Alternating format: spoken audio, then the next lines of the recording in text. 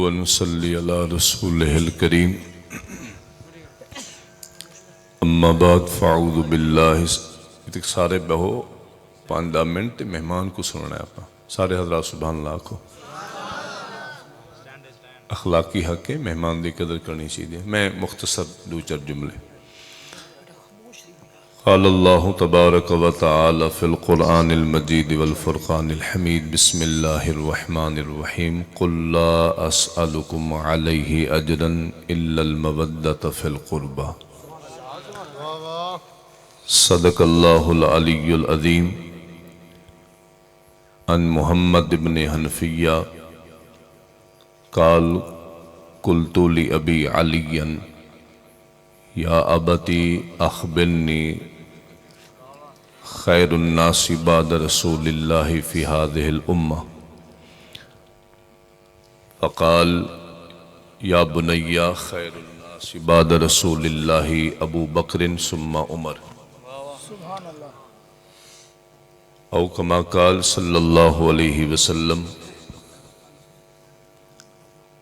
اللہ کریم ہم سب کی حاضری قبول. ایک سادہ کر مسلم. مالک کائنات ہم سب کی حاضری قبول و مقبول فرمائے. بابا صوفی اللہ بخش صاحب، محترم جناب غلام حسن سیفی صاحب، بھائی محمد نوید احمد چشتی صاحب، اسٹیج پر ہمارے مہمان معزز ثنا خان اور فخر پاکستان بھائی حنیف حسن صاحب، بھائی غلام محمد چشتی صاحب، تمام حاضرین و سامعین، اللہ ہم سب کی حاضری قبول فرمائے. آیت کا حنیف حسن بھائی نے ویسے دلی طور پہ میں بڑا محسوس کر رہا ہوں کہ انہوں نے ایک اہل سنت کی عقیدے کی بہترین انداز میں ترجمانی کر دی ہے. ہمیں خوشی ہے کیونکہ عقیدہ ہے تو ہم ہیں، عقیدہ نہیں ہے تو پھر کچھ بھی نہیں ہے. آخر میں 1-2 باتیں نصیحت اور ایک طالب علم ہونے کی حیثیت سے میں عرض کروں گا. میری بات اگر کسی کو بری لگے تو میں ایڈوانس میں معذرت خواہ کر رہا ہوں، معافی چاہتا ہوں. قل لا اسألکم علیہ اجرا. شان نزول یہ ہے کہ رحمت کائنات جب مدینہ ہجرت کر کے آئے اور غلاموں نے دیکھا کہ رحمت کائنات صلی اللہ علیہ وآلہ وسلم کے در پاک کی سخاوت کا عالم یہ ہے کہ اپنا تو اپنا غیر بھی حضور کے در سے خالی نہیں جاتا. صحیح بخاری کی روایت کا مفہوم ہے کہ اتنا تیز ہوا کی بھی رفتار نہیں جتنا حضور کی سخاوت کا عالم ہے. اعلی حضرت کہتے ہیں مانگیں گے مانگی جائیں گے، منہ مانگی پائیں گے، سرکار میں نہ لاہ نہ حاجت اگر کی ہے. وہ کہتے ہیں آج تک حضور کے در سے کوئی خالی نہیں گیا. یہ جو لا کا حرف ہے نا، حرف نفی، لا ہم اشہد اللہ الہ الا اللہ، اس لا کا مطلب نہیں. فرمائیں سرکار نے فقط اقرار شہادت کے وقت لا کہا ہے، پھر زندگی میں کبھی حضور نے لا نہیں کہا. جس نے جو مانگا وہی کچھ ملا. غلاموں نے دیکھا کہ حضور کی سخاوت کا عالم یہ ہے کہ بظاہر جو آمدن ہے ظاہری طور پہ وہ کم ہے. انصار صحابہ نے چاہا کہ ہم کچھ تحفہ کچھ مال جمع کریں اور تحفتاً حضور کی بارگاہ میں پیش کریں. تو کچھ درہم دینار غلام لے کے حاضر ہوئے. عرض کی یا رسول اللہ، ہم نے دیکھا ہے آپ کی سخاوت کو اور ظاہری آمدن کو، ہمارا دل کرتا ہے کہ ہم آپ کو کچھ نذرانہ پیش کریں. جس پر میرے آقا نے ارشاد فرمایا اور قرآن کی آیت اتری. آپ نے فرمایا غلاموں، اگر تم میری محنتوں کا صلہ دینا چاہتے ہو اجرت کی صورت میں، میری محنتوں کا صلہ دینا چاہتے ہو مال کی صورت میں، اور تم سب جانتے ہو کہ جس کو جو کچھ ملا ہے میرے در کے صدقے ملا ہے، جو کچھ ملنا ہے وہ بھی در نبی کے صدقے ملنا ہے. اگر تم میری محنتوں کا صلہ دینا چاہتے ہو اجرت کی صورت میں تو مجھے نہ مکہ کا پلاٹ چاہیے، نہ مدینہ کی جائیداد چاہیے، نہ درہم چاہیے، نہ دینار چاہیے۔ جس کو جو کچھ چاہیے میرے در سے مانگے۔ جنت میرے در سے، ایمان میرے در سے، ایقان میرے در سے، وجدان میرے در سے، قرآن میری ذات کا صدقہ ہے، یہاں تک کہ تمہیں خدا کی پہچان بھی ملی ہے تو میرے صدقے ملی ہے۔ میں تم سے مال نہیں چاہتا، تم سے زر نہیں چاہتا۔ اے غلامو، اگر میں اپنی محنتوں کا صلہ کسی اور صورت میں تم سے مانگنا چاہوں، اور اہل علم کی نظر کر رہا ہوں، اسألکم کہا، اطلبکم نہیں کہا۔ ایک ہے سوال، ایک ہے طلب۔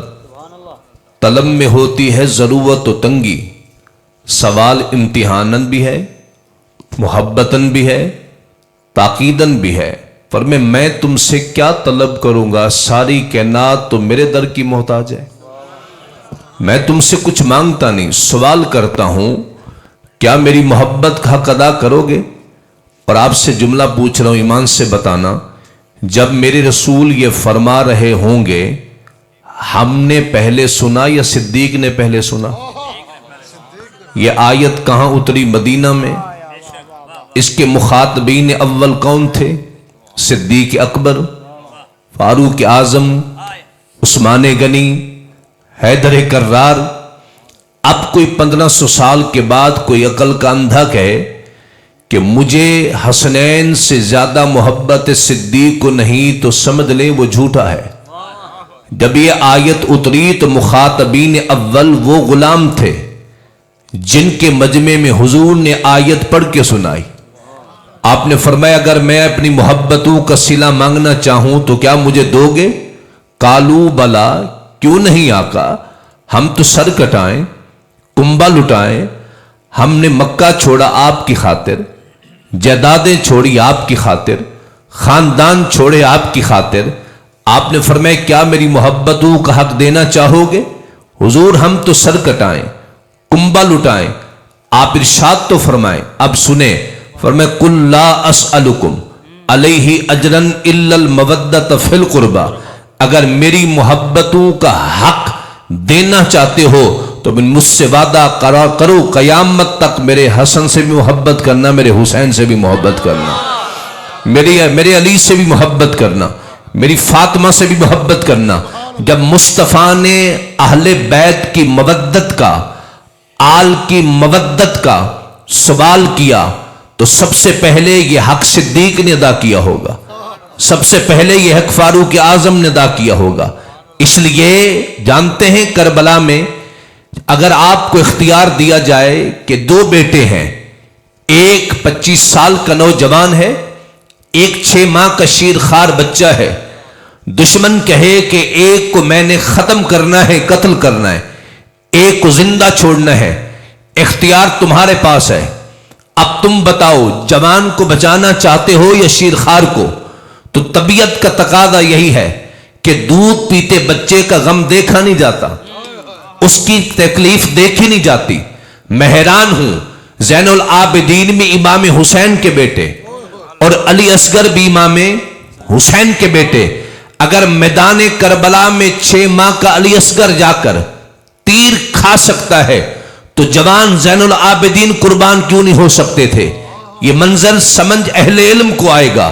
اس لیے کہ حضرت زین العابدین کی والدہ کا نام ہے سیدہ شہر بانو، جو شاہ ایران کی بیٹی تھی، 3 بہنیں تھیں، دور فاروقی میں قید ہو کے آئیں۔ حضرت عمر نے جب ان کو دیکھا آپ نے فرمایا جیسے یہ حسین ہیں ان کے لیے دولہا بھی حسین ہونا چاہیے۔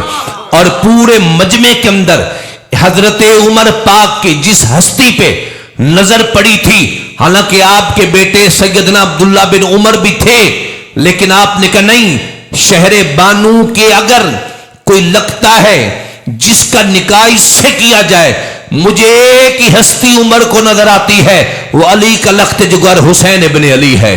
آپ نے خود خطبہ پڑھا، نکاح پڑھایا۔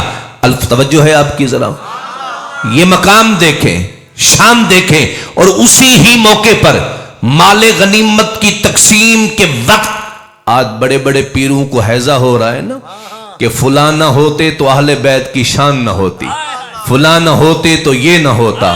میں نے کہا یہ آپ کی تحقیق نہیں بولتی، یہ میٹھی میٹھی دعوتیں بول رہی ہیں، یہ کچھ پیسہ ہی بول رہا ہے، یہ وہ لذیذ لقمے دنیا کے بول رہے ہیں۔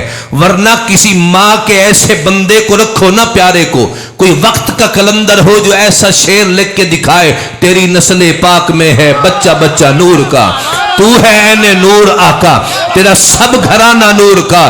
کیا بات رضا اس چمنستان کرم کی، زہرا ہے کلی جس میں حسین اور حسن پھول معدوم نہ تھا سایہ شاہ ثقلین، ارے اس نور کی جلوہ گاتی ذات حسنین، تمثیل نے اس نور کے دو حصے کیے، آدھے سے حسن بنے آدھے سے حسین، آدھے سے حسن بنے آدھے سے حسین۔ میں نے کہا یہ شروع سے جتنے نعت خواں ہیں سب نے مولا علی کی شان کو بیان کیا، امام حسین کی عظمت کو بیان کیا، یہ ہمارے عقیدے کی ترجمانی ہے۔ میں نے کہا جن کی جھولی میں بیٹھ کر آپ ان کی وکالت کر رہے ہیں، ذرا ان کی ایک محفل میں حضرت عمر کی شان تو بیان کروا کے دکھا دو نا۔ ہم تو دل کی خوشی سے، مجھے آپ تک بھی یاد ہے میں ایک مقام پہ تقریر کرنے گیا، مجھے کہنے لگے، میں نے جہاد پہ تقریر کی اللہ باد کے قریب، مجھے کہنے لگے آپ اہل بیت کی شان بیان کر دیتے تو اچھا ہوتا۔ میں نے کہا وقت نہیں تھا، انہوں نے کہا فلاں فلاں بندہ بیٹھا تھا نا، آپ شیان بیان کر دے تو اچھا ہوتا۔ میں نے کہا میں مومن ہوں منافق نہیں ہوں، کسی کا چہرہ دیکھ کر حسین کی شان نہیں پڑھتا، میں علی کی شان کسی کا چہرہ دیکھ کے نہیں پڑھتا، کسی کا تعلق ہو نہ ہو، میں تو طریقت میں مرید بھی مولا علی کا بن رہا ہو۔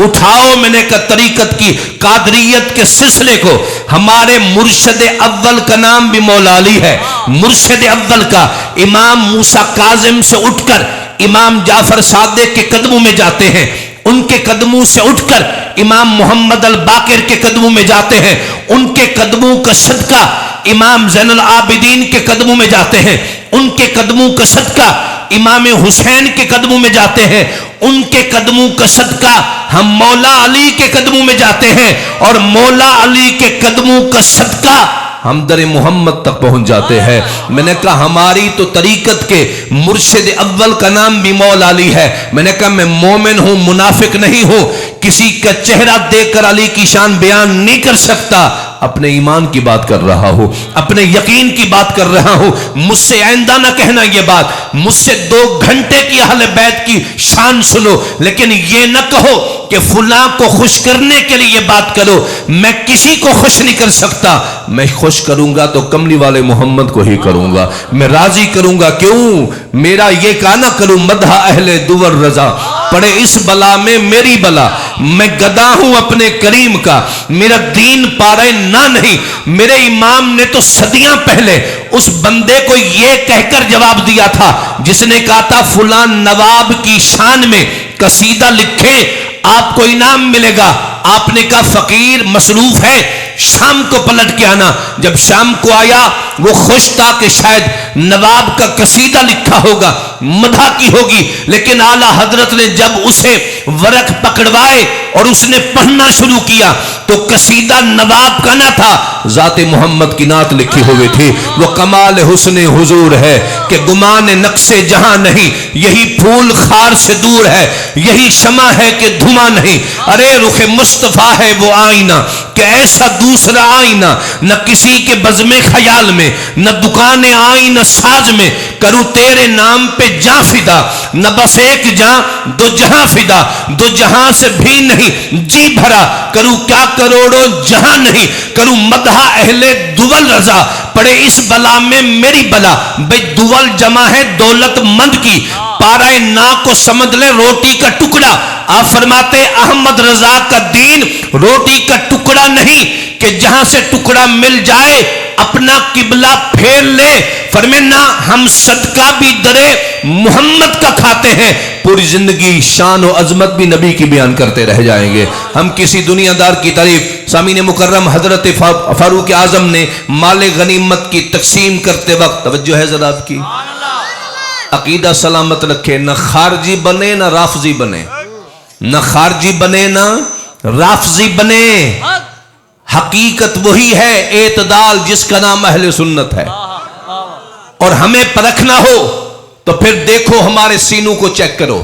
میرے امام نے کہا تھا فقیر کا دل چیر کر اگر دیکھو نا تو ایک ٹکڑے پہ لکھا ہوگا لا الہ الا اللہ، دوسرے پہ لکھا ہوگا محمد رسول اللہ۔ امام احمد رضا نے یہ بات کی تھی، فرمائے فقیر کے دل کے دو ٹکڑے ہیں، دیکھو ایک حصے پہ لکھا ہے لا الہ الا اللہ، دوسرے پہ لکھا ہے محمد رسول اللہ۔ سنیو مبارک ہو، ہم بے عمل تو ہو سکتے ہیں، بے غیرت کبھی نہیں ہو سکتے ہیں، گستاخ ہم کبھی نہیں ہو سکتے۔ اور شہنشاہ نقش بند نے کہا تھا، آپ کہتے الطریق کلہ ادب، دین سارے کا سارا ادب کا نام ہے۔ آپ فرماتے آج تک ہم نے کسی بے ادب کو خدا تک پہنچتے نہیں دیکھا، خدا تک وہی پہنچے تھے جو با ادب تھے، خدا تک وہی پہنچے تھے جو با ادب تھے۔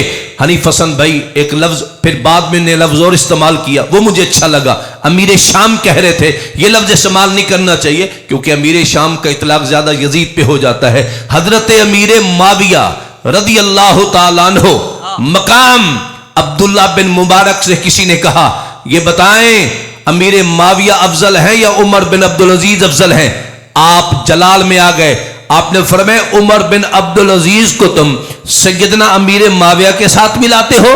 انہیں کہا کیوں؟ فرمایا سمنتے نہیں، وہ کملی والے محمد کے صحابی ہیں۔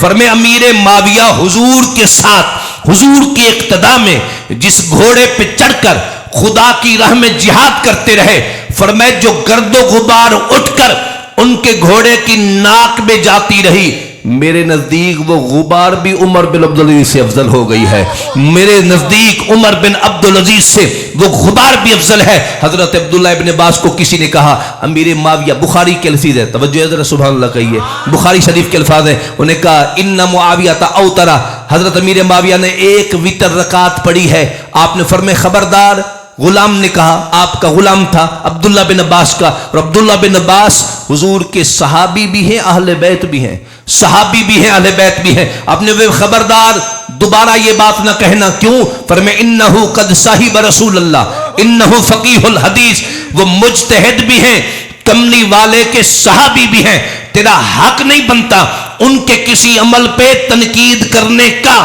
اس نے جو کچھ کیا ہے کوئی نہ کوئی دلیل اس کے پاس موجود ہوگی، دلیل شریعت موجود ہوگی، تم کون ہو ان کی ذات پہ اعتراض کرنے والے؟ سامعین مکرم، جب میرے رسول پاک نے کہا کہ مجھے اہل بیت کی محبت کی گارنٹی دو، خدا کی قسم میں حدیث پڑھ رہا تھا، فرمایا شہزادہ حسن آ رہے ہیں، گلی میں مولا علی بھی ساتھ ہیں، عقبہ بن حارث بھی ساتھ ہیں، کہتے خرجت مع ابی بکر، ہم صدیق کے ساتھ نکلے، ہم نے دیکھا گلی میں شہزادہ حسن آ رہے ہیں، صدیق نیچے بیٹھے، شہزادہ حسن کو اٹھا کے اپنے کاندھے پہ بٹھا لیا، کاندھے پہ بٹھا کر پھر مولا علی کی طرف رخ کر کے کہا، فرمایا علی جانتے ہو ھذا شبیہ بالنبی لیسا شبیہا بعلی، فرمایا علی جانتے ہو یہ کون ہے؟ یہ کون ہے؟ انہیں کہا ھذا ابنی حسن، یہ میرا بیٹا حسن ہے۔ صدیق بھلا یہ بھی کوئی پوچھنے کی بات ہے؟ باپ سے پوچھ رہے ہیں کہ بیٹا کون ہے؟ فرمایا ہاں ہاں میں بھی یہی کہہ رہا ہوں، یہ ہے تو تیرا بیٹا، ہے تو تیرا لخت جگر، لیکن خدا کی قسم علی جب بھی حسن کا چہرہ دیکھتا ہوں تصویر تیری نہیں، تصویر محمد مصطفیٰ کے سامنے آ جاتی ہے۔ یہ ہے لخت جگر تیرا لیکن ہے ہم شکل مصطفیٰ ہے۔ فداہی کا علی بقولی ابی بکر، صدیق کی بات سن کر مولا علی مسکرا پڑے، فرمائے میں نے کب کہا ہے ابو بکر کہ یہ میری شکل ہے؟ حسن کل بھی نانا محمد کی شکل تھے، آج بھی نانا محمد کی شکل ہے، ایک سینے تک مشابہ، ایک وہاں سے پاؤں تک۔ امام کہتے ہیں بس آخری بات یہ، سامعین مکرم عقیدہ سنیں، حضور ہی مقصود کائنات ہیں اور اس ذات میں حضور کے ساتھ کوئی شریک نہیں ہے۔ یہ میری بات شاید کسی کو بری لگ جائے، یہ بے دم ہیں یا بادم ہیں، ان سے ہمارا عقیدہ نہیں بنتا، ہمارا عقیدہ داتا حجویری سے بنتا ہے، ہمارا عقیدہ غوث اعظم سے بنتا ہے، ہمارا عقیدہ گنج شکر سے بنتا ہے، ہمارا عقیدہ امام اعظم سے بنتا ہے۔ یہ خصوصیت رسول ہے، دنیا کا کوئی بھی فرد حضور کی اس عظمت میں شریک نہیں، مقصود کائنات فقط کملی والے محمد مصطفیٰ ہیں۔ بس جس کو جو مقام ملا ہے وہ حضور کے صدقے ملا ہے، جس کو جو مقام ملا